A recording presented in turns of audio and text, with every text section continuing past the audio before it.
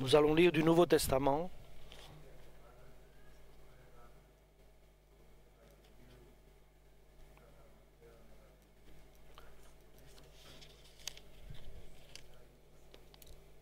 Nous allons lire le livre de Matthieu, chapitre 7 et verset 28. Quand Jésus eut achevé ses instructions, tous restèrent impressionnés par sa manière d'enseigner, car il n'était pas comme leur maître de la loi, mais il les enseignait avec autorité.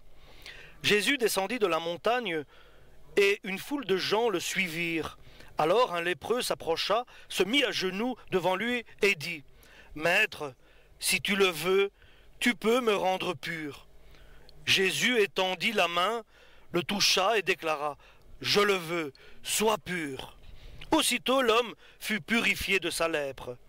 Puis Jésus lui dit : « Écoute bien, ne parle de cela à personne, mais va te faire examiner par le prêtre, puis offre le sacrifice que Moïse a ordonné pour prouver à tous que tu es guéri. » Au moment où Jésus entrait dans Capernaum, un capitaine romain s'approcha et lui demanda son aide en ces termes : « Maître, mon serviteur est couché à la maison et il est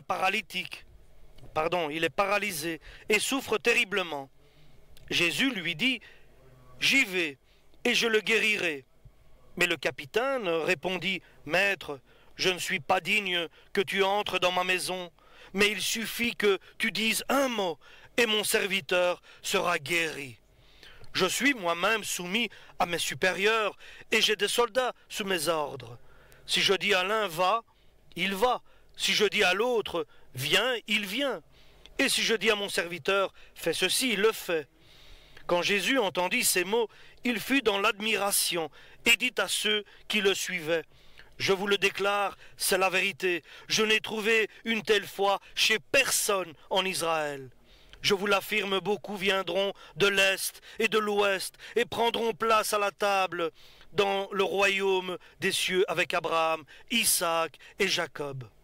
Mais ceux qui étaient destinés au royaume seront jetés dehors, dans le noir, où ils pleureront et grinceront des dents. » Puis Jésus dit au capitaine : « Retourne chez toi.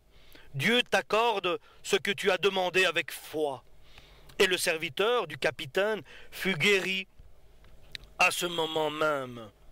Amen pour la parole du Seigneur. L'enseignement de notre Seigneur Jésus-Christ est bonne.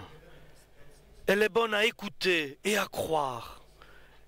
Elle est bonne aussi à mettre en pratique.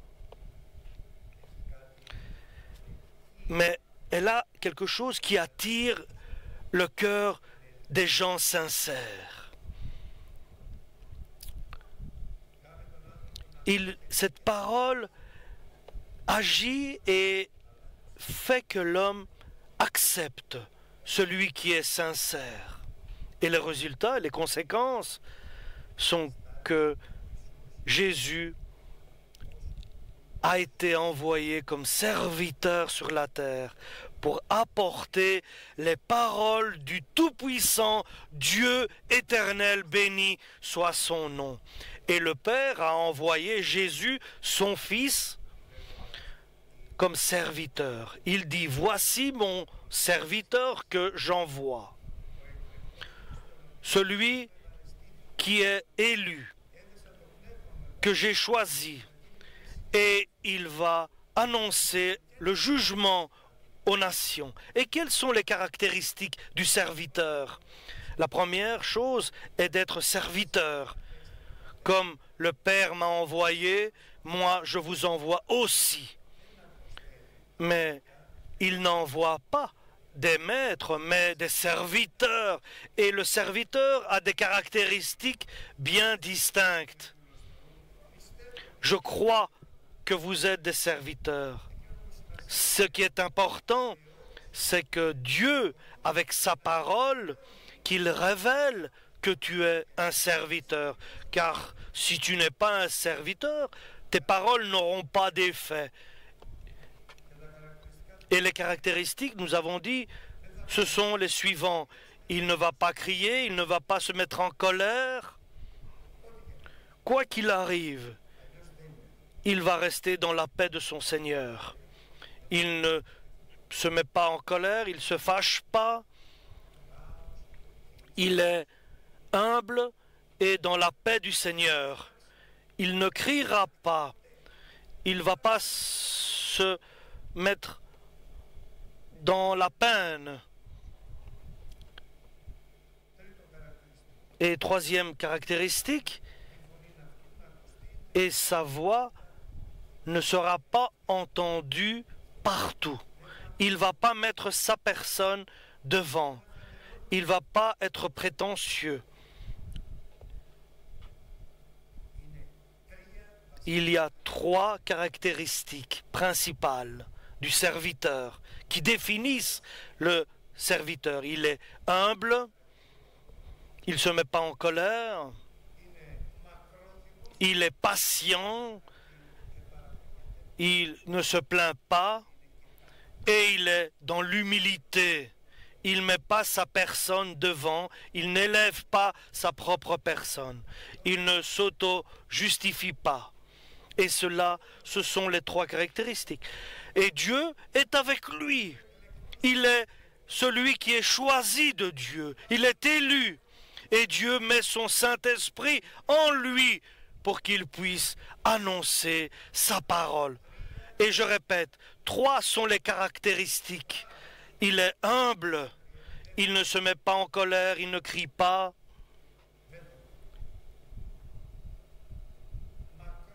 Il est patient, il pardonne.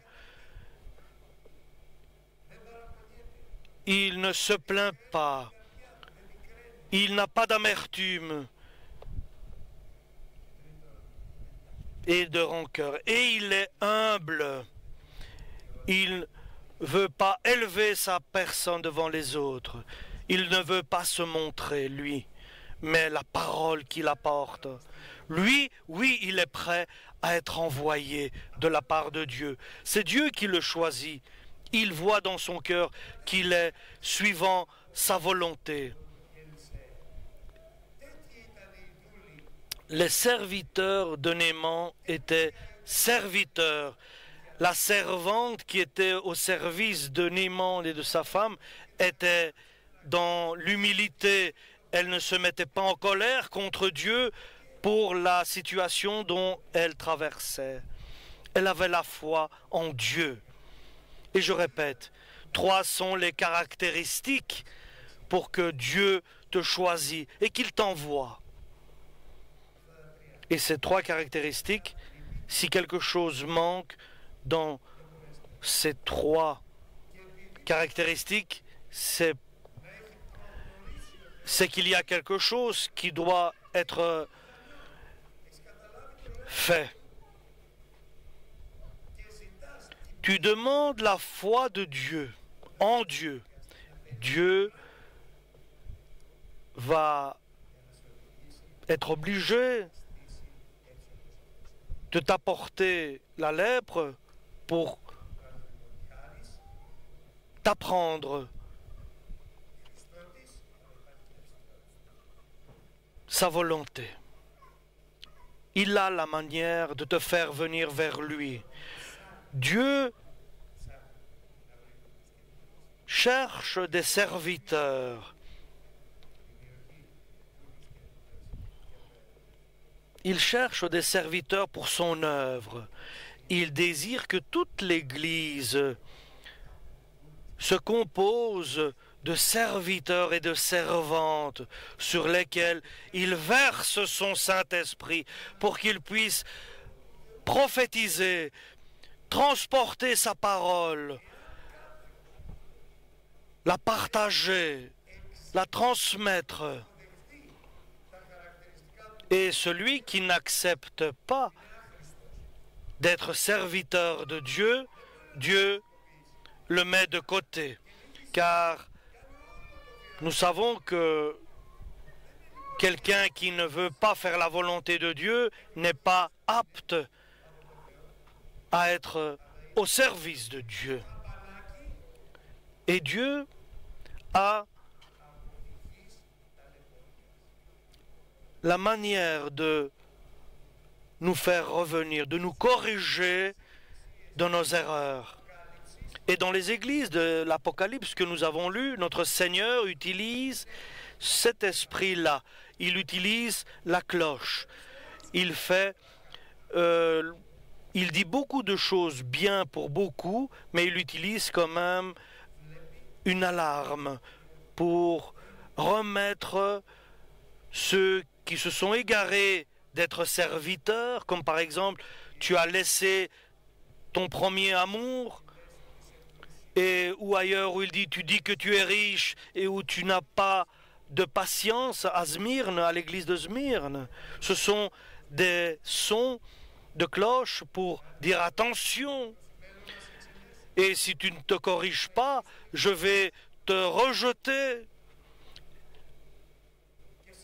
Et aujourd'hui, cet esprit-là nous parle Dieu. Avec cet esprit-là, pour que nous puissions revenir, nous corriger de nos défauts, de nos erreurs, pour être parfaits, serviteurs parfaits, des serviteurs et des servantes pour Dieu l'Éternel, notre Dieu, notre Père éternel. C'est ainsi que Dieu nous désire. Sinon, nous ne serons pas à son service. Et alors, nous perdrons aussi notre salut. Et la bénédiction aussi, nous la perdrons si nous ne sommes pas selon sa volonté. Parce que Dieu a de bonnes résolutions pour nous. Et comment l'homme perd la bienveillance de Dieu et qu'il perd les caractéristiques d'être un serviteur? Certains vont dire, je me suis marié, maintenant je ne vais pas trop m'occuper de l'Église. Maintenant, il va s'occuper plus de sa femme, il va s'occuper de la vie de ce monde. C'est alors, tu seras comme une mouche dans le lait, une expression qu'on dit. Certains vont dire, j'ai acheté une maison, des champs, je dois aller m'occuper et je dois m'absenter. Un serviteur pareil, c'est comme une mouche dans un lait. Tu ne fais pas pour être serviteur. Un autre, j'ai beaucoup de travail, j'ai 5 paires de bœufs et je dois aller labourer mon champ, j'ai beaucoup de travail, nous dit la parole de Dieu. Pour eux, ils ne sont plus aptes à être serviteurs, dignes d'être serviteurs de Dieu. On ne se moque pas avec Dieu, on ne joue pas avec Dieu en disant, moi, je ne pourrais pas faire ceci ou cela. Tu perdras tout en donnant des excuses que tu n'es plus serviteur car tu as d'autres choses à faire. Ne dis pas, j'ai acheté un champ et je dois les planter. Tu es un serviteur du Très-Haut. J'ai des enfants dont j'ai marié, je dois... Non, tu dois être un serviteur. Tu seras comme une mouche dans le lait. Et ce n'est pas moi qui le dis. Ce n'est pas moi. Comme l'apôtre Paul dit, imitez-moi comme moi j'imite Jésus-Christ, notre Seigneur. Alléluia. Alors tu verras la gloire de Dieu dans ta vie. Sinon tu la perdras. Alléluia. Parce qu'il y a ceux qui s'en vont, qui s'égarent de l'Église, et il y a ceux qui se perdent en restant dans l'Église. Ils sont là, mais en étant absents. Certains disent qu'ils sont là tous les jours. Il y en a certains qui sont des chrétiens seulement du dimanche. Et les autres jours, tu fais quoi? Seulement le dimanche? Oui, je viendrai un autre jour. Cela n'est pas un serviteur. Cela, c'est du profit de Dieu. Tu profites de Dieu qui te bénit. Et le profit ne reste pas longtemps en Dieu. Dieu ne nous menace pas, mais il utilise deux mesures, la sainteté et l'autorité, la sévérité. Et il nous oblige, dans un sens parfois, à faire sa volonté si nous sommes faibles. Et lorsqu'on nous oblige, ça fait mal, parce qu'il utilise des manières douloureuses pour nous faire venir sur le droit chemin. Et ce que Dieu désire faire, c'est faire ce qu'il a fait avec Jésus-Christ. Là où Jésus passait, Dieu agissait. Et là où Pierre passait, Dieu agissait. C'était l'église apostolique. Et là où passait l'apôtre Paul, Dieu agissait. Et cela s'est éteint. Tout a diminué, tout s'est éteint et tout est devenu une soupe. Une soupe froide. Il parlait et ceux qui l'entendaient, donc Jésus-Christ, lorsqu'il parlait, ceux qui l'écoutaient, comprenaient qu'il parlait avec autorité. Avec autorité, il parlait.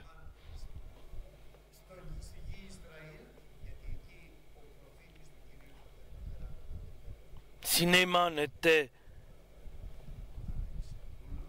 en Israël, il serait guéri de sa lèpre. Et notre Seigneur est passé devant un lépreux. Et nous allons voir maintenant ce qui s'est passé. Et comment le lépreux est guéri par la foi.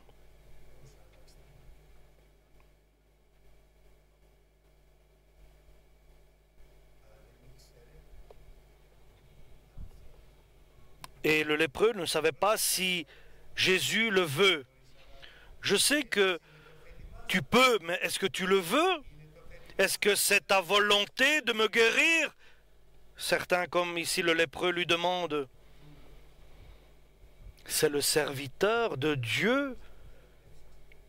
Tu peux, mais est-ce que tu veux me guérir? Veux-tu me faire du bien? Et Jésus étendit la main, le toucha et déclara, je le veux, sois pur. Il le veut. Il veut te guérir. Il veut changer ta vie. Il veut être avec toi. Il veut vivre avec toi. Il l'a touché, il était guéri. Il n'a pas eu besoin d'aller cette fois se baigner par immersion au Jourdain. Et ne va pas dire ce qui est arrivé, dit-il au lépreux. Mais il lui dit, va faire un sacrifice, ce que Moïse a ordonné pour ta guérison. Ne dis rien aux autres. C'est le Seigneur qui appelle. Ne va pas annoncer ce qui s'est passé. Et le serviteur continue à marcher. Il ne reste pas sans travail. Il n'est pas quelqu'un qui est inutile, mais il est utile. Devant lui, Dieu a préparé des œuvres grandes avant la fondation du monde pour chacun, pour chaque serviteur. Des bonnes œuvres ont été préparées. Il ne va pas s'arrêter. Tu ne vas pas être fatigué. Tant tu travailles pour le Seigneur, tu ne seras jamais fatigué. Ne sois pas fainéant, mais sois volontaire. Ne crains pas. Et la foi seulement. Et suivant qu'il marchait, il y a un serviteur, non, un capitaine romain qui le supplie. Il lui dit, Maître, mon serviteur est couché à la maison, il est paralysé et souffre terriblement. Il souffre terriblement. Viens et guéris-le. Combien important il est, chers frères et sœurs, d'être serviteurs et de prier pour les autres. De prier pour les autres. Jésus viendra. Si il dit pour sa femme, je ne sais pas. Mais il est allé pour son serviteur au capitaine romain. Et il dit, je viendrai et je le guérirai. Alléluia. Et Jésus a été étonné de la réponse du capitaine romain. Il dit, Maître, je sais que tu es envoyé de Dieu. Dis une parole et il sera guéri. Écoutez ce qu'a dit le capitaine romain. Il croit en la parole de Jésus. Alléluia. Parlons seulement avec des paroles de Dieu. Je sais que tu as le pouvoir. Comme moi, un exemple, il dit, moi je suis capitaine, je dis à mon serviteur, fais ceci, fais cela, ils le font. Je sais ce que veut dire avoir le pouvoir. Ma parole s'accomplit quand je dis à l'un fais ceci, à l'autre fais cela. Ça, c'est le pouvoir. Il sait ce que veut dire le pouvoir. Le pouvoir ne veut pas dire frapper, mais il a l'autorité et elle s'exprime par sa parole. Je dis à un soldat, viens et il vient. À l'autre serviteur, va là-bas et il va. Je dis par la parole. Et je sais que toi, tu as aussi ce pouvoir. Ta parole a le pouvoir. Tout ce que tu dis s'accomplit. Alléluia. Attention à ce que tu dis. Le serviteur a le pouvoir. Ce qu'il dit s'accomplit. Alléluia. Ce n'est pas un chrétien tout simplement, mais il est chrétien en puissance, avec des caractéristiques. Il ne crie pas, il ne se met pas en colère, il n'a pas de rancœur, il n'a pas de grief, et il ne met pas sa personne devant. Il ne s'élève pas lui-même, mais il reste humble. Il est dans l'humilité. Et lui, lorsqu'il dit quelque chose, s'accomplit. Je me souviens une fois, j'étais tout seul et je parlais, j'étais un peu comme ça, en colère, un peu désespéré. Et j'étais dans la prière. Et j'entends la voix du Seigneur. Attention, parce que j'entends ton cœur. J'entends ce que tu murmures. Que Dieu nous protège et qu'il nous garde. Dieu entend notre cœur. Il entend le murmure de notre cœur. Alléluia. Il sait déjà avant qu'on s'exprime ce qu'on pense.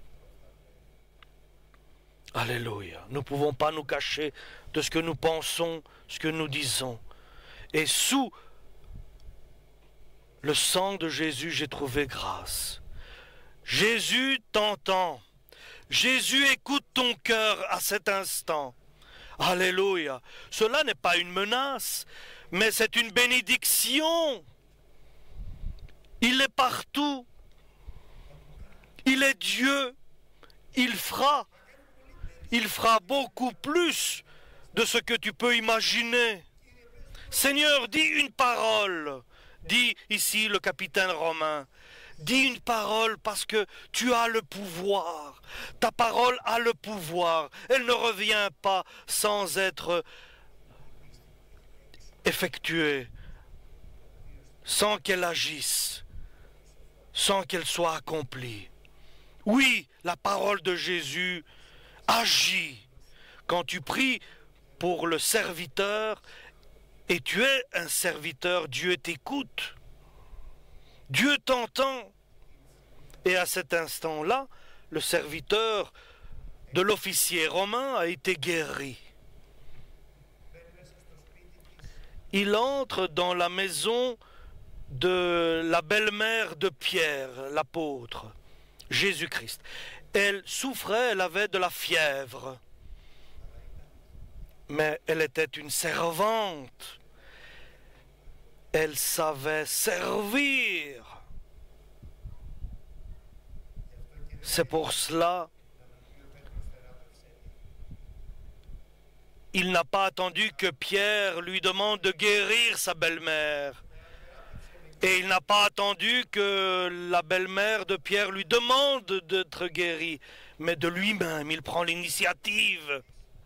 Il prend la main de la belle-mère de Pierre et il la guérit. Parce qu'elle sert, c'est une servante au service du Tout-Puissant. Elle n'a pas besoin de prier.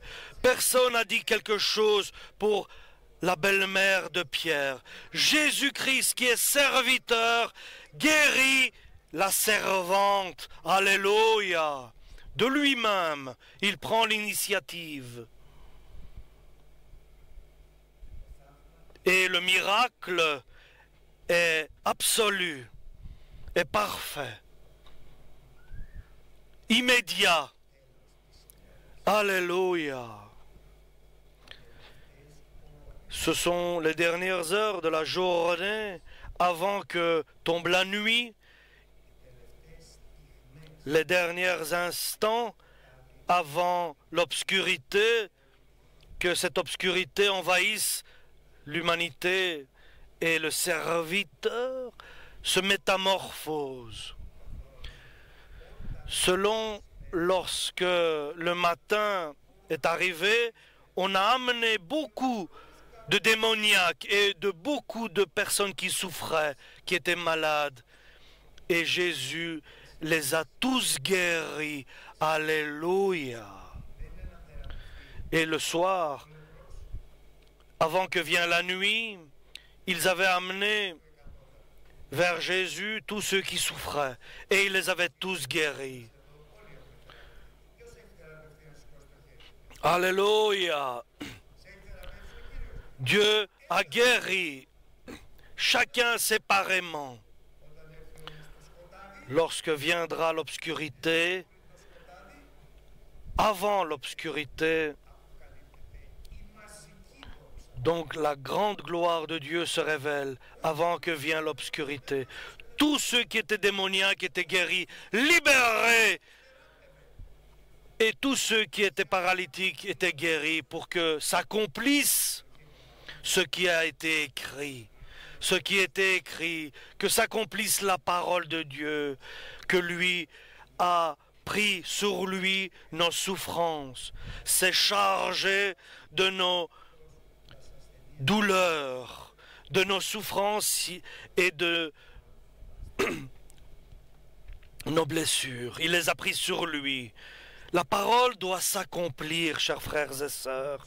Et la gloire de cet accomplissement, c'est avant que vienne la nuit, le soir. Alléluia. C'est pour cela, chers frères et sœurs, nous vivons et encore un peu, nous allons vivre la guérison par notre foi. La guérison de la belle-mère de l'apôtre Pierre, par Jésus-Christ. Nous allons vivre pour la grande guérison avant la nuit qu'ont vécu la première Église apostolique et que vivra aussi l'Église contemporaine. Alléluia. Mais qui seront les serviteurs et les servantes? Vers eux je verserai mon Saint-Esprit pour qu'ils puissent prophétiser ma parole. Alléluia. Parce que les temps sont mauvais. Ce sont des jours qui sont malicieuses et rusées. C'est pour cela que Dieu nous murmure. Quel Dieu? Le serviteur de Dieu, Jésus-Christ. Alléluia. Par le Saint-Esprit, il nous communique l'avenir, ses messages. Il nous parle, il nous murmure son projet, sa volonté. Il nous annonce cela. Bienheureux est celui qui a des oreilles pour entendre, pour écouter la volonté de Dieu, pour écouter avec attention la voix du Saint-Esprit qui parle à l'Église. Alléluia. Amen.